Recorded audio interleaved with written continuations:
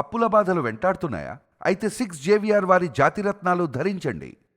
Hi, welcome to మనం TV. నేను మీ మనోజ్. ఇది ఇండిగో కాదు, మొండిగో. ఎందుకు ఆ మాట అన్నా?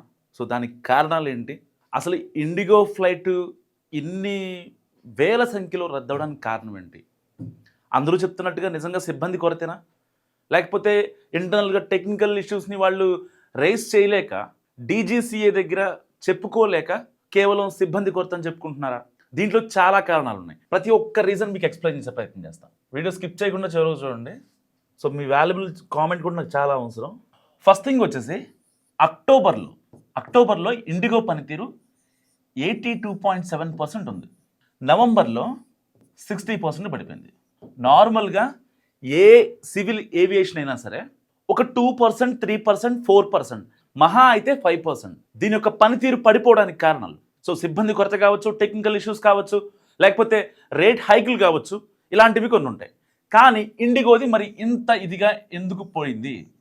దీనికి ఆల్రెడీ ఇది దాదాపుగా 1000 కోట్ల టర్న్ ఓవర్, అంటే లాభాల టర్న్ ఓవర్లో ఉన్నాయి. ఉన్నా సరే మరి ఎందుకు వాళ్ళ ఎంప్లాయీస్కి శాలరీస్ ఎక్కువ ఇవ్వడం వల్ల వాళ్ళు ఇవాళ చేస్తున్నారు అంటే దానికి ఒక రీజన్ ఉంది. సో ఇప్పటిదాకా ఇండిగోలో ఎవరైతే పైలట్స్ ఉంటారో ఆ పైలట్స్ మొత్తం గతంలో 2025 ఏప్రిల్లో DGCA, directorate general of civil aviation, so ఈ డీజీసీఏ కొన్ని ఉత్తర్వులు జారీ చేసింది అనమాట. ఏమని? ఒక పైలట్ వారాంతం వరకు ఇన్ని హవర్స్ మాత్రమే ఫ్లైట్ నడపాలి, ఒక రోజులో 13 గంటలు మాత్రమే ఫ్లైట్ నడపాలి అనే ఉత్తర్వులు ఇచ్చింది.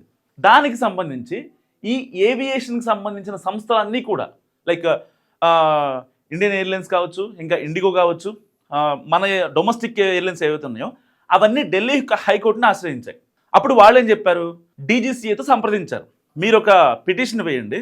అసలు ఎందుకంటే రీసెంట్గా అహ్మదాబాద్ కూడా ఫ్లైట్ ప్రమాదం జరిగింది కాబట్టి అసలు ఒక పైలట్ ఎన్ని గంటలు పనిచేయాలి, వీక్ డేస్లో ఎన్ని గంటలు పనిచేయాలి, వీకెండ్లో ఎన్ని గంటలు పనిచేయాలి, మొత్తం కలిపి ఎన్ని హవర్స్ పనిచేయాలి, ఆయనకి లీవ్ ఎప్పుడు ఇవ్వాలి, ఒకవేళ ఫీమేల్ అయితే లీవ్ ఎప్పుడు ఇవ్వాలి. సో ఆ లీవ్ వాళ్ళు వెంటనే పెట్టారు అంటే ఒకవేళ వాళ్ళకి వర్కింగ్ హవర్స్ ఉన్నా సరే యాక్సెప్ట్ చేయాలా వద్దా? సో దానికి సంబంధించి ఏటీసీకి అండ్ డీజీసీఏకి మొత్తానికి అందరికీ పంపించారు. సో దాన్ని పంపించిన తర్వాత ఇండిగో ఏం చెప్పిందంటే మా దగ్గర సిబ్బంది కొరత ఉంది, ఇప్పటికిప్పుడు మీరు దీన్ని ఇంప్లిమెంట్ చేస్తే మేము చాలా ఇబ్బందులు పడతాం, దీన్ని టర్మ్స్ వైజ్గా ఇంప్లిమెంట్ చేయడం అని చెప్పింది. అప్పుడు హైకోర్టు ఏం చెప్పింది? ఏప్రిల్లో ఏం చెప్పింది అంటే ఢిల్లీ హైకోర్టు సరే ఇప్పటికిప్పుడు మీరు వెంటనే ఇంప్లిమెంట్ చేయాల్సిన అవసరం లేదు, 2 దశల్లో అమలు చేయని చెప్పింది. 2 దశల్లో అమలు చేయమని చెప్తే 1 మేలో అప్లై అయింది అండ్ 2 నవంబర్ 1కి అప్లై అయింది. ఇన్ని రోజులు టైం ఇచ్చారు ఇండిగోకి, ఓకేనా? దాదాపుగా 5 నెలల సమయం. 5 నెలల సమయం అంటే ఒక పైలట్ని తీసుకొని వాళ్ళని ట్రైన్ చేసి, సో వాళ్ళకి డిఫాల్ట్గా ఉండే వాళ్ళకి పైలట్ దగ్గర శిక్షణ ఇప్పించి, రియల్ టైంలో శిక్షణ ఇప్పించి నెక్స్ట్ లెవెల్లో చేసుకోవచ్చు. ఎలాంటి సిబ్బంది కొరత ఉండదన్నమాట. ఎందుకంటే ఏటీసీ దగ్గర కూడా వాళ్ళు ఉంటారనమాట. అంటే మనకి ఎయిర్పోర్ట్లో పెద్దగా ఒకటి ఉంటుంది కదా, ఒక టవర్ లాగా, దాంట్లో ఉండేవాళ్ళు కూడా సిబ్బంది ఇండిగో వాళ్ళే ఉంటారు. సో ఇలాంటి నేపథ్యంలో ఎలాంటి సిబ్బంది కొరత రాకూడదని చెప్పి ప్రభుత్వం అటు ఢిల్లీ హైకోర్టు, ఇటు డీజీసీఏ చాలా చాకచక్యంగా అన్ని ఎయిర్లైన్స్కి పంపించాయి. ఏమని? 2 దశల్లో అప్లై చేసుకోండి, దాన్ని బట్టి మీకు సిబ్బందిని ఏమైనా ఉంటే ఇంకా హైర్ చేసుకోండి, మాకు ఎలాంటి ఇబ్బంది లేదని చెప్పింది. కానీ ఇండిగో ఏం చేసింది? వచ్చిన లాభాలని పక్కన పెట్టుకొని సిబ్బందిని హైర్ చేసుకోలేదు. వాళ్ళకి కావాల్సిన క్యాబిన్ క్రూ కావచ్చు, పైలట్లు కావచ్చు, ఇంకా ఆ టెక్నీషియన్స్ కావచ్చు. ఒక ఫ్లైట్ ఇప్పుడు బయలుదేరుతుంది అనుకోండి, ఒక హాఫ్ అన్ అవర్లో టేక్ ఆఫ్ ఉంది. సో దానికి సంబంధించి ఏదైతే భద్రతాపరమైన చర్యలు కావచ్చు, అలాంటి వాటిల్లో ఉంటారు కదా క్యాబిన్ క్రూ, సో వాళ్ళకి సంబంధించిన టెక్నికల్ పర్సన్స్ కూడా ఎవరిని కూడా హైర్ చేసుకోలేదు. దాని తర్వాత సరిగ్గా 1 వీక్ బ్యాక్ అనుకుంటా ప్రపంచం అంతటా కొన్ని వేల ఫ్లైట్లు ఆగిపోయాయి. మన ఇండియాలో కూడా కొన్ని వేల ఫ్లైట్లు ఆగిపోయాయి. అండ్ రీసెంట్గా ఒక వల్కనో అది ఎక్స్ప్లోజన్ అవ్వడంతో దాని ఫలితంగా కూడా కొన్ని మన ఇండియాకి సంబంధించిన సంస్థలకి, ఎయిర్లైన్ సంస్థల ఫ్లైట్స్ అన్నీ కూడా ఆగిపోయాయి. సో ఇలాంటి అంటే మానవ తప్పిదాలు కాకుండా ప్రకృతి తప్పిదాలని మనం పరిగణలో తీసుకోకూడదు ఇక్కడ. కానీ ఇక్కడ ఇండిగోలో మానవ తప్పిదం పక్కాగా కనిపిస్తుంది. వీళ్ళు చేయడం మూలానే ఇన్ని రోజులుగా ఫ్లైట్స్ డిలే అవుతున్నాయి, ఫ్లైట్ క్యాన్సిల్ అవుతున్నాయి. అండ్ దానికి సంబంధించి మిగతా ఏదైతే ఎయిర్లైన్స్ ఉంటాయో వాటి రేట్లు కూడా అమాంతం పెరిగిపోతున్నాయి. దానికి ఎవరు రెస్పాన్సిబిలిటీ అంటే ఫ్రీక్వెంట్ ప్లేయర్స్ ఎలాగూ డబ్బులు ఇచ్చే పరిస్థితులు ఉంటారు కాబట్టి సో వాళ్ళు పెట్టుకుంటారు, ఇబ్బంది ఏం లేదు అన్న ధోరణిలోనే ఈ ఎయిర్లైన్ సంస్థలు వెళ్తున్నాయి. నాట్ ఓన్లీ ఇండిగో ఇవాళ సమస్య వచ్చింది కాబట్టి ఈ సమస్య బయటపడింది. తీగ లాగితే డొంక కదులుతుంది. ఇప్పుడు ఎదుగా మాట్లాడినా కూడా చెప్తా. ఇప్పుడు ఫర్ ఎగ్జాంపుల్ హైదరాబాద్ నుంచి Tirupati, Hyderabad to VGA, so ఇవన్నీ డొమెస్టిక్ కదా, ఇవి domestic. Hyderabad to Tirupati suppose for example 2700, suppose for example కదా, అంతే ఉంటుంది ఫేర్. మీరు కావాలని చెక్ చేసుకోండి. ఇప్పుడు చెక్ చేస్తే మీకు డబల్ ఫేర్ చూపిస్తుంది. అండ్ హైదరాబాద్ టు విజిఏ 2200, ఇవి ఫేర్స్ కదా. ఇప్పుడు చెక్ చేసి చూడండి ఎంత హైక్ ఉంటుందో. వేరే ఏ సంస్థ అయినా సరే, ఒకవేళ ఇండిగో ఇప్పుడు ఆల్మోస్ట్ అన్ని క్యాన్సిల్ చేసింది, ఒకవేళ 1 or 2 ఫ్లైట్స్ ఉన్నా సరే చాలా రేట్లు చూపిస్తాయి. నిన్న నేను చెక్ చేస్తే, ఒక్క నిమిషం మీకు చెక్ చేసే ప్రయత్నం కూడా చేపిస్తాను. మీకు సోల్డ్ అవుట్ అన్ని ఈ రోజుకి సోల్డ్ అవుట్. ఇప్పటికిప్పుడు వెళ్ళాలంటే ఆల్రెడీ చాలామంది ఇవాళ వెళ్ళాలని బుక్ చేసుకుంటారు ఇండిగోకి. ఏ సామాన్యుడైనా సరే ఫస్ట్ ఒకవేళ ఎయిర్లైన్స్ ఏమైనా చెక్ చేసుకోవాలంటే ముందు ఇండిగో ఫ్లైటే చూస్తాడు. మరి ఆ లోగో ఇష్టమో లేకపోతే వాళ్ళు పెట్టే ఆఫర్లు ఇష్టమో ఇంకోటి పక్కన పెడితే పెద్ద నెట్వర్క్ అని సామాన్యులకు తెలియకపోయినా సరే ముందు ఇండిగోనే ఆశ్రయిస్తాడు. సో అలాంటి నెట్వర్క్ వల్ల ఇప్పుడు వీళ్ళంతా కూడా రేట్లు పెంచిన పరిస్థితి. సరే ఎయిర్ ఇండియా మాత్రం రేట్ పెంచలేదు, 2900 సరే నార్మల్గానే ఉంది. కానీ ఇప్పుడు ఫర్ ఎగ్జాంపుల్ ఇప్పటికిప్పుడు నేను ఒకవేళ ఫ్లైట్ బుక్ చేసుకోవాలంటే, నేను నా ఫ్లైట్ క్యాన్సిల్ అయింది కదా ఇండిగో ఫ్లైట్, నేను ఎయిర్ ఇండియా ఫ్లైట్కి బుక్ చేసుకోవాలి. అప్పటికప్పుడు బుక్ చేసుకోవాలంటే 4000 నుంచి 5000 ఎక్స్ట్రా ఉంటుంది. మీకు తెలియదు కాదు ఫ్రీక్వెంట్ ప్లేయర్స్కి. సో ఇప్పుడు కొన్ని వందల కోట్ల రూపాయలు ప్రయాణికుల దగ్గర నుంచి ఎక్స్ట్రా వెళ్తుందన్నమాట ఎయిర్లైన్ సంస్థలకి. ఎందుకు? ఈ ఇండిగో వాడు చేసిన తప్పు వల్ల. వాడు నిజంగా ఏదైతే పైలట్లు అందరూ ఒక ఆల్రెడీ చెప్పారు కదా, వార్న్ చేశారు, డీజీసీఏ వార్న్ చేసింది, ఒక పైలట్ వీక్లో ఎన్ని అవర్స్ వర్క్ చేయాలి, ఇలాంటివన్నీ ప్రాపర్గా చెప్పుకున్న తర్వాత కూడా కనీసం వీళ్ళు ఎలాంటి భద్రతా ప్రమాణాలు పాటించకుండా సింపుల్గా ఇండిగో ఒక ట్వీట్ చేసింది. ఏమనంటే, మా వల్ల ఇబ్బంది పడ్డ ప్రయాణికులకి మేము చింతిస్తున్నాం, దయచేసి మేము చేసిన తప్పుని క్షమించండి అని ఒక ట్వీట్ చేసింది. చాలా బాగుంది. కానీ డీజీసీ ఏం చెప్తుంది?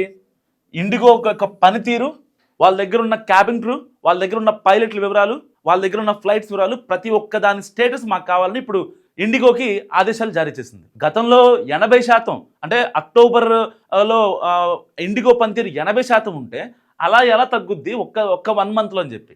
ఇక్కడ ఎవరిది మిస్టేక్?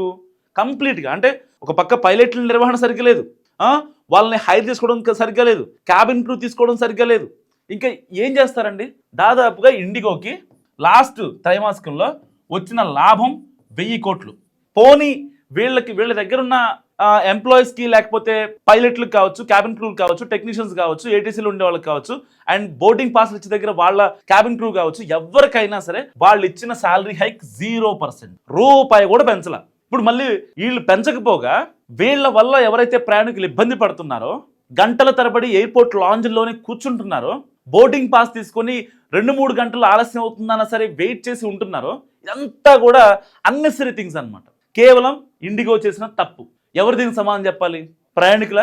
మిమ్మల్ని నమ్ముకున్న ప్రయాణికులా? లేదు, మిమ్మల్ని నమ్ముకొని అన్ని గంటలు వెయిట్ చేసి అట్లీస్ట్ మీరు కనీసం ప్రాపర్ ఇన్ఫర్మేషన్ ఇవ్వకుండా కూడా వాళ్ళు మళ్ళీ వేరే ఫ్లైట్, కనెక్టింగ్ ఫ్లైట్ పట్టుకొని వెళ్తున్న వాళ్ళకి తప్ప ఎన్నిసార్లు మీ మీ యొక్క ఫ్లైట్స్లో ఆ యొక్క టెక్నికల్ ఇష్యూస్ రాలేదు? ఎందుకు పట్టించుకోరు? టెక్నికల్ ఇష్యూ అంటే వరల్డ్ వైడ్గా అన్ని ఎయిర్లైన్స్కి ఒకవేళ టెక్నికల్ ఇష్యూ వచ్చిందంటే, రీసెంట్గా 1 week బ్యాక్ వచ్చింది, అలాంటి ఇష్యూ వస్తే అది నెగ్లిజిబుల్. అందరికీ వచ్చింది. ఎన్నిసార్లు రాలేదు? మొన్న బహ్రెయిన్ నుంచి హైదరాబాద్ వస్తున్న ఒక ఫ్లైట్కి కూడా, ఇండిగో ఒక ఇంటర్నేషనల్ ఫ్లైట్కి కూడా, దానికి కూడా బాంబ్ వార్నింగ్ వచ్చింది. సరే ఎవరో పెట్టారు, ఓకే అనుకుందాం. ఎందుకు మీ దాంట్లోనే వస్తాయి? Hyderabad to Vizag technical issues వస్తాయి, Hyderabad to Tirupati technical issues వస్తాయి. ఏ ఫ్లైట్కి రాని యొక్క ఇబ్బందులు ఓన్లీ ఇండిగోకే వస్తాయి. మరి దీన్ని సిబ్బంది కొరత పేరుతో దీన్ని తుడిచేద్దామా? సిబ్బందిని హైర్ చేసుకోవాలా? ఎందుకు హైర్ చేసుకోరు?